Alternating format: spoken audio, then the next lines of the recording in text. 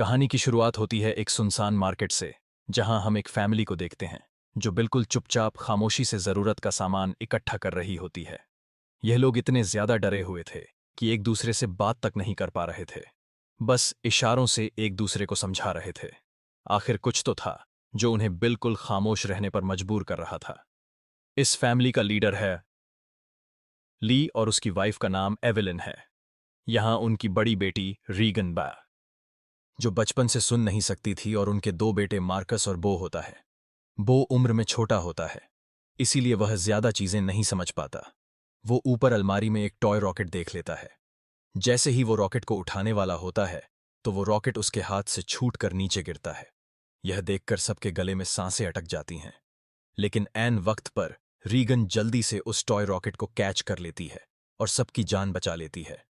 ली सबको इशारों में समझाता है कि शाम होने न थे वाली है, हमें जल्द से जल्द घर लौटना होगा, नहीं तो हम खतरे में पड़ सकते हैं। तभी इनका 4 साल का बेटा वही टॉय रॉकेट फिर से उठा लाया।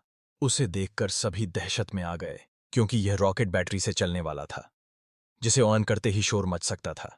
ली अपने बेटे के हाथ से वह रॉकेट लेके उसकी बैटरी निकालकर टेबल पर रख देता है। इसके बाद वह सभी घर के लिए निकलने लगे। लेकिन वो उस रॉकेट को साथ ले जाने की बार बार जिद कर रहा था, इसलिए रीगन चुपके से इस बिना थे बैटरी वाले रॉकेट को उसके हाथ में थमा देती है, और वह भी स्टोर से बाहर आ गई। पर तभी उस बच्चे ने रॉकेट की बैटरियां भी उठा लीं। इसके बाद यह चारों लाइन से घर की तरफ निकल पड़े। तब हम देखते हैं कि रोशनियों से चमकने वाला यह शहर कभी गाड़ियों के शोर और इंसानों की भीड़ से भरा रहता, मगर आज यह शहर पूरी तरह से वीरान और सन्नाटे में डूबा हुआ है। यहां इंसान तो दूर, बल्कि परिंदों की भी आवाज नहीं सुनाई देती। हर तरफ एक खौफनाक सी गीगी खामोशी छाई हुई है। पूरी दुनिया में अब कमतर ही लोग जिंदा बचे हैं, जिनमें यह 5 लोग भी शामिल हैं। यहां हम देखते हैं कि उन्होंने लाइन से अपने घर तक रेत बिछाया हुआ है, और यह लोग इस पर नंगे पांव चल रहे थे, ताकि कदमों की भी आहट ना हो। वहीं मासूम बो रीगन के पीछे था। वो रॉकेट को लेकर बहुत खुश था। तभी बो ने रॉकेट में बैटरी लगाकर उसे ऑन कर दिया, जिससे उस रॉकेट में म्यूजिक बजने लगा। रीगन सुन नहीं सकती थी, इसलिए आवाज पर उसका ध्यान ही नहीं गया। लेकिन जब ली और एलिन ने उसे सुना, तो वह दोनों बहुत ज्यादा घबरा गए। तभी अचानक घने जंगलों के बीच से निकलकर गोली की रफ्तार से भागता एक खौफनाक मॉन्स्टर बो की तरफ बढ़ने लगा। ली जल्दी से खिलौने को बंद करने के लिए बो की तरफ तेजी से दौड़ता है, लेकिन तब तक बहुत देर हो चुकी थी। वो मॉन्स्टर बो को अपने साथ ले गया। उसके बाद हमें 1 साल के बाद का सीन दिखाया जाता है। ली और उसकी फैमिली ने इस हालात में जीना सीख लिया था। ली ने अपने बेटे में घर में एक रिसर्च रूम बना लिया था, जहां उसने उस मॉन्स्टर के बारे में पूरी जानकारी हासिल कर ली थी। यहां हमें पता चलता है कि वह खौफनाक मॉन्स्टर, जो बिल्कुल धीमी सी आवाज को भी कई किलोमीटर दूर से डिटेक्ट कर लेता है। अच्छी बात यह थी कि वह मॉन्स्टर पूरी तरह से अंधे थे, लेकिन उनकी सुनने की ताकत इतनी तेज थी कि वे हवा में जरा सी वाइब्रेशन और धीमी से धीमी आवाज को भी महसूस कर सकते थे। अगर कोई इंसान जोर से सांस भी ले, तो उसे भी महसूस करके यह सरा है। मॉन्स्टर बिजली की रफ्तार से उसकी ओर दौड़ पड़ते थे, और उस इंसान को कुछ ही सेकंड में खत्म कर देते थे। साथ ही साथ इन मॉन्स्टर्स की चमड़ी लोहे से भी ज्यादा मजबूत थी, जो उन्हें बंदूक की गोली और किसी भी हथियार से प्रोटेक्ट करती थी। दरअसल आज से 1 साल पहले यह मॉन्स्टर स्पेस से आए एक मेट्रॉइड के जरिए इस धरती पर आए। यह मॉन्स्टर्स इतने ज्यादा तेज रफ्तार थे कि कुछ ही वक्त में यह पूरी धरती में फैल गए और इस दुनिया से लगभग सभी इंसानों का नामो निशान मिटा दिया। इन मॉन्स्टर्स से बचने का सिर्फ एक ही तरीका था, और वो था बिल्कुल शांत रहना, जो कि ली और उसकी फैमिली यह रात जान चुके थे। इसलिए उन्होंने खुद की पूरी तरह से सेफ्टी कर ली थी। ली ने अपने घर के चारों तरफ सीसीटीवी कैमरास लगा दिए थे, ताकि मॉन्स्टर के आने की खबर उनको लग सके। साथ ही उसने सीढ़ियों और रास्ते में कदम रखने वाली जगह पर एक खास तरह के निशान लगाए थे, ताकि उन क्रचर्स को उनकी पैरों की आहट भी ना आ सके। और ली ने अपने घर में एक अंडरग्राउंड बंकर भी बनाया था, जहां यह इन मॉन्स्टर्स पर रिसर्च करता था। उसने यह भी पता लगा लिया था कि इस इलाके में कुल 3 मॉन्स्टर मौजूद हैं। अब ली उन मॉन्स्टर की कमजोरी के बारे में जानने की कोशिश कर रहा था। साथ ही साथ ली रेडियो के जरिए पूरी दुनिया में हेल्प का सिग्नल भेज रहा था, लेकिन अब तक उसका किसी से भी कांटेक्ट नहीं हो पाया था। यहां हमें पता दे रहा चलता है कि एलिन प्रेग्नेंट है और जल्द ही वह एक बच्चे को जन्म देने वाली है। अब क्योंकि यह बच्चा पैदा होने पर रोने लगेगा, इसलिए उन्होंने अपने आने वाले बच्चे के लिए एक साउंड प्रूफ बॉक्स बना लिया है, ताकि जब भी अगर बच्चा रोए तो उसके मुंह पर ऑक्सीजन मास्क रखकर उसे उस बॉक्स में छुपा दें, जिससे उस मॉन्स्टर को बच्चे की रोने की आवाज नहीं आएगी। इस मुश्किल हालात में मॉन्स्टर से बचने के लिए रेडी रहना बहुत मसरा सा मुकुशिमार थे जरूरी था। लेकिन ली की बड़ी बेटी रेगिन सुन नहीं सकती थी, और यह कमी उसके लिए एक बड़ी मुसीबत बन सकती थी। इसलिए ली इसकी इस कमी को दूर करने की कोशिश में था। ली अपनी बेटी रेगिन के लिए एक कॉक्लियर हीइंग एम्पलीफायर बनाता है और ली वो एम्पलीफायर रेगिन को दे देता है। लेकिन रेगन इस एम्पलीफायर को लेकर खुश नहीं थी, क्योंकि उसे लगता था कि हमेशा की तरह यह एम्पलीफायर भी काम नहीं करेगा, क्योंकि ली अपनी बेटी रेगन के लिए पहले भी कई एम्पलीफायर बना चुका था। इसलिए रेगन पहले तो इस एम्पलीफायर को गिरा देती है, लेकिन जब वह उस एम्पलीफायर को टेस्ट करती है तो यह एम्पलीफायर काम कर रहा होता है। बाहरी दुनिया की आवाज सुनते ही वह खुशी के मारे रोने लगती है, और साथ में रेगन को अपने छोटे भाई की याद भी आती है। रेगन आज भी खुद को अपने भाई की मौत का जिम्मेदार ठहराती है। इससे लगता है कि अगर उस दिन वह अपने भाई को टॉय रॉकेट नहीं देती तो आज उसका भाई जिंदा होता। रेगन अपने महीने पिता के भी काम में हाथ बटाकर खुद को साबित करना चाहती थी। इसलिए रेगन अपने पिता के अंडरग्राउंड बंकर की तरफ जाने लगती है, लेकिन तभी उसके पिता उसे रोक लेते हैं और उसे अंदर जाने से मना कर देते हैं, क्योंकि 1 साल पहले रेगन के अपने छोटे भाई को टॉय रॉकेट देने की गलती की वजह से अब वो रेगन पर बिल्कुल भी भरोसा नहीं करता। उसे डर लगता है कि नीचे अंडरग्राउंड बंकर में माइक्रोफोन, रेडियो और भी कई सारी चीजें हैं। अगर गलती से भी रेगन का हाथ किसी ऐसी चीज के साथ लग गया जो साउंड क्रिएट करती हो तो हमारी जान खतरे में पड़ सकती है। अगले दिन ली अपने बेटे मार्कस के साथ मछलियां पकड़ने नदी पर जा रहा होता है। रेगन भी उनके साथ जाना चाहती थी। रेगन ली से रिक्वेस्ट करती है कि प्लीज मुझे भी अपने साथ ले चलो, पर ली ने उसे अपने साथ ले जाने से मना कर दिया। वो रेगन से कहता है कि तुम्हारी मां घर पर अकेली है, इसलिए तुम घर पर अपनी मां का ख्याल रखो। जिसके बाद ली मार्कस के साथ नदी की तरफ निकल गया। यह बात रेगन को बहुत ज्यादा बुरी लगती है और वह नाराज हो जाती है। उसे लगता है कि उसके पिता उसे प्यार नहीं करते, इसलिए वह अपना बैग पैक करके वह भी घर से कहीं निकल गई और सीधा उस जगह पर आई जहां पर उसके भाई को मॉन्स्टर ने मार डाला था। वह अपने भाई के कब्र के पास लेटकर रोने लगती है और कुछ ही देर में यहीं पर रेगन की आंख लग जाती है। दूसरी तरफ एलिन घर पर बिल्कुल अकेली थी। कुछ देर बाद वह बेसमेंट से कपड़े धोकर उन्हें बोरी में भरकर बाहर ले जा रही थी। तभी सीढ़ी पर लगा एक कील उस बोरी में फंसकर सीधा हो गया। वह नुकीला कील ठीक उनके पैर रखने की निशान पर था, पर एलिन उसे देख नहीं पाई। उधर ली और मार्कस मछली पकड़ने में लगे थे। कुछ देर बाद ली अपने बेटे मार्कस को एक झरने के पास ले आता है और ली अपने बेटे से कहता है कि यहां तुम बात कर सकते हो, क्योंकि पानी के झरने की वजह से तुम्हारी आवाज उसमें हाइड हो जाएगी और तुम्हारी आवाज उस मॉन्स्टर तक नहीं पहुंच पाएगी। अब तुम खुलकर बात कर सकते हो। वो दोनों झरने के पास बैठकर बातें करने लगते हैं। मार्कस पूछता है, क्या वो बो की मौत का जिम्मेदार रेगन को मानते हैं? जिस पर ली जवाब देता है कि जो कुछ भी बो के साथ हुआ उसमें किसी की भी गलती नहीं थी। लेकिन मार्कस ली को बताता है कि रेगन आज भी बो की मौत का जिम्मेदार खुद को ठहराती है। इसलिए तुम्हें रेगन को यह बात बतानी चाहिए कि उस दिन तुम्हारी कोई गलती नहीं थी। इसी दौरान एलिन ने अपने कई बार रहा थे मर चुके बेटे की तस्वीर लिए उसकी याद में आंसू बहा रही थी। तभी अचानक उसे लेबर पेन शुरू हो गया, यानी कि उसकी डिलीवरी का टाइम आ चुका था। वह फोटो फ्रेम हाथ में लिए हुए जल्दी से बेसमेंट की तरफ जाने लगी, पर तभी सीढ़ियों से नीचे उतरने की जल्दी में उसका पैर उस नुकीले कील पर धंस गया। एलिन दर्द से तड़प उठी, पर उसने अपने मुंह से आवाज नहीं निकाली। लेकिन उसके हाथ से उसके बेटे का फोटो फ्रेम छूट गया और तेज आवाज के साथ नीचे गिरकर टूट जाता है। एवलिन ने जैसे तैसे करके अपने पैर को खींचकर उस कील से बाहर निकाला।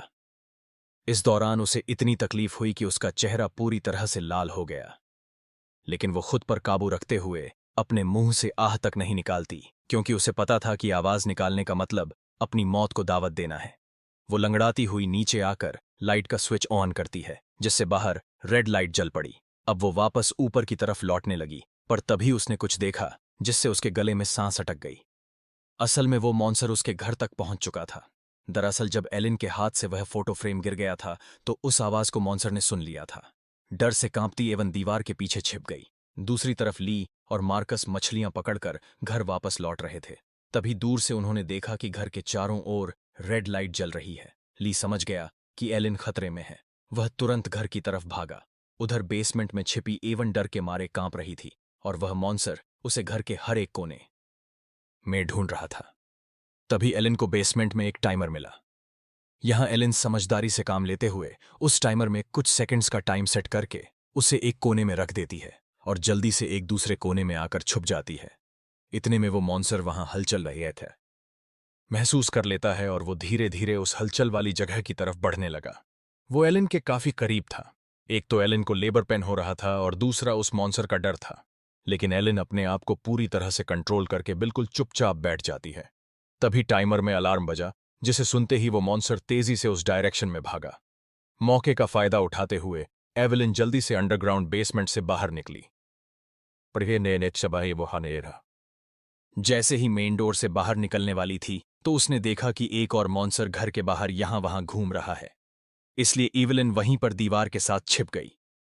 उधर ली मार्कस के साथ दूर से यह सब कुछ देख रहा था। ली समझ गया कि अगर मैं अपनी बीवी को बचाने के लिए घर पर जाऊंगा तो मैं अपनी बीवी को बचाने के बजाय हम दोनों की जान जा सकती है, क्योंकि उस मॉन्स्टर की बॉडी इतनी सख्त है कि उसे बंदूक से मार पाना इम्पॉसिबल है। इसलिए वह अपने पहले से बनाए हुए एक प्लान पर काम करने लगा। ली ने जल्दी से मार्कस को टॉर्च दिया और उसे जल्दी फ्लेयर रॉकेट चलाने को कहा, जो उन्होंने घर से दूर एक जगह पर पहले ही वहां सेट कर रखे थे। जिसके बाद मार्कस तेजी से रॉकेट की तरफ भाग निकला। दूसरी तरफ एवेलिन ऊपरी मंजिल में मौजूद बाथटब में भाग आई। वह बहुत ज्यादा तकलीफ में थी। अब वह और ज्यादा देर तक बच्चे को रोक नहीं सकती थी। वह बस बच्चे को जन्म देने ही वाली थी कि उसकी सिसकियों की आवाज को महसूस करता हुआ वो मॉन्स्टर रही थी। बाथरूम के करीब आ चुका था। एलिन को समझ आ चुका था कि अब जिंदा बच पाना नामुमकिन है। तभी उधर मार्कस ने रॉकेट्स चला दिए, जिससे आसमान में तेज आवाज के साथ फ्लेयर्स शुरू हो गई। जिसे सुनकर वह मॉन्स्टर एलिन को यहीं पर छोड़कर तेजी से उस आवाज की तरफ भागा और उसी पल दर्द को दबाए बैठी एलिन जोर से चीख पड़ी, जिसकी आवाज रॉकेट्स के शोर में दब जाती है। यह रॉकेट्स का शोर और लाइट्स दूर से रेगन भी देख लेती है और वह घर की तरफ थी निकल पड़ती है। थोड़ी देर बाद ली बंदूक लेकर घर के अंदर आया। उसने देखा कि सीढ़ियों पर पैरों के खून के निशान लगे हुए हैं। वह उन निशानों का पीछा करते हुए बाथरूम तक पहुंच जाता है। वहां पहुंचकर वह देखता है कि बाथ टब खून से लाल है। वह समझ गया कि एलिन भी उस मॉन्स्टर का शिकार हो चुकी है। वह आंसू बहाता हुआ वहीं बैठ गया। पर तभी शावर रूम के कांच पर किसी ने हाथ रखा। वह कोई और नहीं बल्कि एलिन ही थी। एलिन ने इस मुश्किल हालात में भी खुद को दिए है संभाल कर एक बेटे को जन्म दिया था। एलिन को जिंदा पाकर ली की आंखें खुली की खुली रह गईं। अब इससे पहले कि बच्चे की रोने की आवाज आती, ली तुरंत एलिन और बच्चे को उठाकर अंडरग्राउंड रूम में ले आया, जिसके बेसमेंट में उन्होंने बच्चे के लिए साउंड प्रूफ बॉक्स बनाया था। लेकिन बेसमेंट में घुसने से पहले ही बच्चे ने रोना शुरू कर दिया, जिसे सुनकर वह मॉन्स्टर तेजी से उनकी ओर आने लगा। ली जल्दी से अंडरग्राउंड रूम में गुस्सा और दरवाजे को एक मोटे मैट्रेस से ढक दिया। ली ने फौरन बच्चे के मुंह पर ऑक्सीजन मास्क लगाया और उसे बॉक्स में बंद कर दिया, जिससे उसके रोने की आवाज बंद हो गई। तब जाकर उन दोनों ने राहत की सांस ली। यहां ली अपनी वाइफ एलिन को बताता है कि मैं इन क्रिएचर्स की कमजोरी जान चुका हूं। अब जल्द उनके लिए मैं एक औजार तैयार करने वाला हूं, जिससे ये क्रिएचर्स हमारा कुछ नहीं बिगाड़ पाएंगे। इसी दौरान दूसरी ओर रेगिन भी घर लौट रही थी। तभी उसे खेतों के बीच एक लाइट जलती हुई नजर आई। रेगिन जल्दी से उस लाइट के पास आने लगी, लेकिन वह इस बात से अनजान थी कि एक मॉन्स्टर उसकी कदमों की आहट से उसके पीछे चलता आ रहा था। जैसे ही वह मॉन्स्टर रेगन को मारने के लिए उसके काफी करीब आया, तभी अचानक रेगन की कान की मशीन से एक नुकीली और तेज फ्रीक्वेंसी निकलने लगी। इस नुकीली आवाज से वो मॉन्स्टर तड़पने लग जाता है, जैसे यह आवाज उस मॉन्स्टर के कान के अंदर सुई की तरह चुभ रही हो। इस आवाज को यह मॉन्स्टर ज्यादा देर तक बर्दाश्त नहीं कर पाता और जल्दी वहां से भाग गया। वहीं यह आवाज रेगन के कानों को भी चुभ रही, पर जैसे ही वह मॉन्स्टर वहां से भागा, रेगिन के कान में तकलीफ बंद हो गई। लेकिन रेगिन को समझ नहीं आया कि आखिर उसके कान की मशीन ने ऐसा क्यों किया। वह इस पर ज्यादा ध्यान ना देते हुए लाइट के पास पहुंच जाती है। तभी उसने पाया कि वह रोशनी एक टॉर्च की थी। जैसे ही रेगन उस टॉर्च को उठाने गई, तभी अचानक किसी ने उसका हाथ पकड़ लिया। वह कोई और नहीं बल्कि मार्कस था, जो डर से कांपता हुआ यहां छिपा हुआ था। अपनी बहन को देख मार्कस की घबराहट दूर हो गई। वह रेगन से कहता है कि मैं झाड़ियों से तुम्हें छुप कर देख रहा था। तुम्हारे पीछे वो मॉन्स्टर भी आ रहा था, लेकिन पता नहीं वह मॉन्स्टर तुम्हारे करीब आते ही अचानक भाग गया। यह सुनकर रेगन बहुत ज्यादा डर जाती है, क्योंकि उसे यह भी पता नहीं था कि उसके पीछे मॉन्स्टर आ रहा है। वहीं दूसरी तरफ इवलिन को अपने बच्चों की चिंता हो रही थी।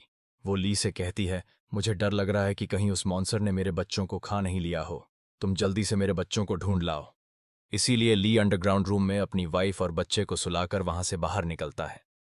पहले वह यहां वहां खतरा ढूंढने लगता है, मगर अब वह मॉन्स्टर भी वहां से जा चुका था।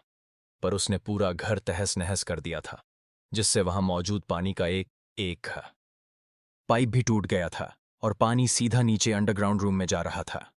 लेकिन ली का इस पर ध्यान नहीं गया और वह बच्चों को ढूंढने खेतों की ओर निकल पड़ा।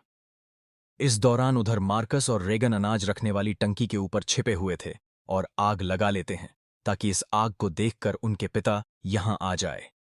ली भी अपने बच्चों को यहां वहां ढूंढने लगता है। कुछ देर बाद पानी के शोर से एलिन की आंख खुल जाती है। उसने देखा कि पूरा बेसमेंट पानी से भर चुका था। पानी ऊपर से झरने की तरह बहकर नीचे आ रहा था। इतने में एलिन की नजर अपने बच्चे की बॉक्स पर पड़ी। वह बॉक्स खुला हुआ था, पर वहां से बच्चे की जरा सी भी आवाज नहीं आ रही थी। एलिन जैसे ही बॉक्स के पास जाने लगी, तभी उसे बॉक्स के पास ही सामने से एक मॉन्स्टर नजर आया। उसे देखकर एवेलिन बहुत ज्यादा घबरा गई।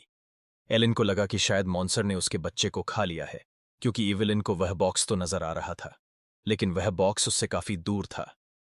इसलिए वह बॉक्स के अंदर देख नहीं सकती थी कि बच्चा अभी भी जिंदा है या फिर मॉन्स्टर ने उसे खा लिया। इसलिए वह धीरे धीरे बॉक्स की तरफ बढ़ने लगी। तभी वह मॉन्स्टर भी पानी में उतर जाता है। लेकिन एलिन जब बॉक्स के करीब पहुंची तो उसने देखा कि उसका बच्चा सही सलामत है। खुशकिस्मती से बच्चे ने आवाज नहीं किया था, जिस वजह से उसकी जान बच गई थी।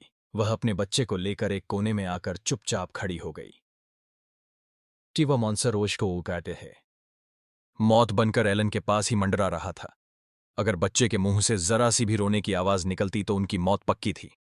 दूसरी ओर रेगन और मार्कस अपने पिता का इंतजार करते करते थक चुके थे। रेगन को लगता है कि उनके पिता उन्हें बचाने के लिए नहीं आएंगे। अब वह अकेले ही घर जाना चाहती थी, लेकिन मार्कस को अपने पिता पर पूरा यकीन था। अपनी बहन को जाता देखकर मार्कस उसे रोकने की कोशिश करता है, लेकिन जैसे ही वह अपनी बहन को रोकने के लिए आगे बढ़ता है, तो अनाज की टंकी का दरवाजा खुलकर वह उसके अंदर गिर जाता है। गिरते वक्त मार्कस के मुंह से तेज आवाज निकल जाती है, जिसे सुनते ही वह मॉन्स्टर जो एलिन को घर में ढूंढ रहा था, वह फौरन उस आवाज के पीछे भाग पड़ा, जिससे एलिन तो बच गई, लेकिन अब मार्कस की जान खतरे में पड़ गई। अनाज से भरी वह टंकी दलदल की तरह थी, जिसके अंदर फंसा मार्कस बाहर आने के लिए जितना जोर लगा रहा था, उतना ही वह उसके अंदर धंसता जा रहा था। यहां रीगन टंकी का दरवाजा तोड़कर उसे नीचे अनाज में फेंक देती है और खुद भी नीचे टंकी में कूद जाती है। मार्कस जैसे ही अनाज में डूबने वाला था, रीगन उसे पकड़कर बाहर निकाल लेती है और यह दोनों दरवाजे के ऊपर बैठ जाते हैं, जिससे उनकी जान बच जाती है। लेकिन इन दोनों की हलचल को मॉन्स्टर ने सुन लिया था, इसलिए वह मॉन्स्टर खेत के रास्ते से तेजी से होते हुए टंकी की तरफ बढ़ता है। ली मॉन्स्टर को तेजी से टंकी की तरफ जाता हुआ देखकर समझ जाता है कि उसके दोनों बच्चे अनाज की टंकी के पास टिके हैं। रीगन ने मार्कस की जान तो बचा ली थी, लेकिन उसका कोई फायदा नहीं होने वाला था, क्योंकि इतने शोर शराबे के बाद मौत का साया तेजी से उनकी तरफ बढ़ रहा था। अगले ही पल वो मॉन्स्टर भी टंकी के अंदर कूद पड़ा। वह उन दोनों को मारने के लिए जैसे ही आगे बढ़ा, तभी रीगन की कान की मशीन से एक बार फिर एक नुकीली आवाज निकलने लगी। यह आवाज उस मॉन्स्टर के लिए बहुत ही ज्यादा पेनफुल होती है, इसीलिए वो बिना उन्हें मारे वहां पर नहीं डा रहा है से निकल जाता है। रीगन और मार्कस मौत के मुंह से बाल बाल बच गए और टंकी से बाहर निकल आए। बाहर ली भी उन्हें ढूंढता हुआ आ पहुंचा था। वह अपने बच्चों को सही सलामत देखकर बहुत खुश होता है। इस दौरान एलिन भी यह सब कुछ सीसीटीवी रूम से देख रही थी। तभी ली को पता चलता है कि अभी भी वह मॉन्स्टर यहां आसपास है। उसने बच्चों को फौरन सामने मौजूद गाड़ी की ओर भेज दिया और खुद एक कुल्हाड़ी उठाकर आसपास नजरें दौड़ाने लगा। लेकिन वो क्रिएचर ठीक उसके डे थे ऊपर होता है। ली जैसे ही पलटकर पीछे देखता है, वो मॉन्स्टर उसे अपने पंजे से मारकर दूर फेंक देता है। अपने पिता को तकलीफ में देखकर मार्कस ली को आवाज देने लगता है। आवाज सुनकर मॉन्स्टर को मार्कस की पोजीशन का भी पता चल जाता है। वो मॉन्स्टर अब मार्कस और रेगन की तरफ बढ़ने लगा, लेकिन तभी एक बार फिर रेगन की कान की मशीन से फ्रीक्वेंसीज निकलने लगी। वह आवाज रेगन को भी चुभ रही थी, इसलिए रेगन ने अपनी कान की मशीन को ही ऑन कर दिया। लेकिन यह उसकी सबसे बड़ी गलती थी। इस मशीन से जो फ्रीक्वेंसी निकलती थी, वही फ्रीक्वेंसी उस मॉन्स्टर की कमजोरी थी, जिसे वो बिल्कुल भी बर्दाश्त नहीं कर सकता था। लेकिन अनजाने में रीगन ने मशीन को बंद करके अपनी ही मौत को दावत दे दी। अगले ही पल वो मॉन्स्टर कार पर झपट पड़ा और मार्कस तक पहुंचने की कोशिश करने लगा। इसी दौरान उधर ली होश में आ गया। अपने बच्चों को खतरे में देख वह समझ गया था कि मॉन्स्टर से लड़कर वह कभी भी मॉन्स्टर को मार नहीं सकता। इलिये नेदील अब उसे सिर्फ एक ही रास्ता नजर आया। उसने रीगन को इशारों में बताया कि मैं तुमसे बहुत ज्यादा प्यार करता हूं। मैंने तुम्हें कभी भी बो की मौत का जिम्मेदार नहीं ठहराया है, और मेरे होते हुए तुम्हें कुछ नहीं हो दे सकता। जिसके बाद ली जोर से चिल्लाने लगा। उसे सुन वो मॉन्स्टर ली की तरफ दौड़ पड़ा और एक ही झटके में उसे चीर फाड़ कर रख दिया। अपने पिता को मरता हुआ देखकर रीगन को बहुत ज्यादा दुख होता है, क्योंकि पहले उसे लगता था कि उसके पिता उससे प्यार नहीं करते, लेकिन अब उसे रियलाइज हुआ कि वह गलत थी। ली को मारने के बाद वह मॉन्स्टर वहां से चला जाता है। दूसरी तरफ एलिन भी यह सब कुछ सीसीटीवी के जरिए देख रही। तब रेगन उसी थी वक्त गाड़ी स्टार्ट करके अपने भाई के साथ घर आ पहुंचती है। एलिन ने अपने बच्चों को सही सलामत देखते ही सीने से लगा लिया। तभी एलिन ने देखा कि वो मॉन्स्टर एक बार फिर से उनकी तरफ आ रहा है। जिसके बाद यह लोग जल्दी से घर के अंदर चले जाते हैं, जहां मार्कस और रीगन अपने छोटे भाई को देखते हैं। रीगन देखती है कि उसके फादर उसके कोक्लियर इम्प्लांट के लिए कितनी मेहनत कर रहे थे। अब वह अपने फादर को बहुत ज्यादा मिस करने लगती है। कुछ देर बाद वह मॉन्स्टर गायब है। उनके घर घुस आया। एलिन यहां बंदूक तानकर उसके सामने खड़ी हो गई। एलिन के पास बंदूक तो थी, पर वह जानती थी कि उसकी गोली उस मॉन्स्टर की मोटी खाल का कुछ नहीं बिगाड़ सकती। इसलिए अब उन्हें अपनी मौत अपनी आंखों के सामने नजर आ रही थी। लेकिन जैसे ही यह मॉन्स्टर उन लोगों को मारने के लिए आगे बढ़ा, तभी अचानक रीगन के कान में तकलीफ होने लगी।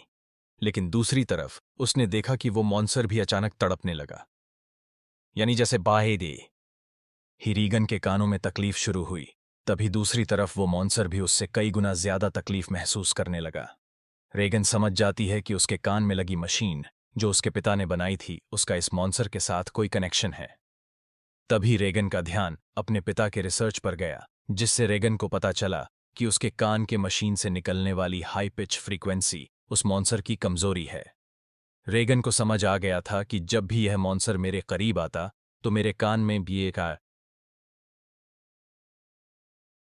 तकलीफ होने लगती और यह मॉन्स्टर वहां से भाग जाता, इससे पहले कि यह मॉन्स्टर उन्हें मार देता।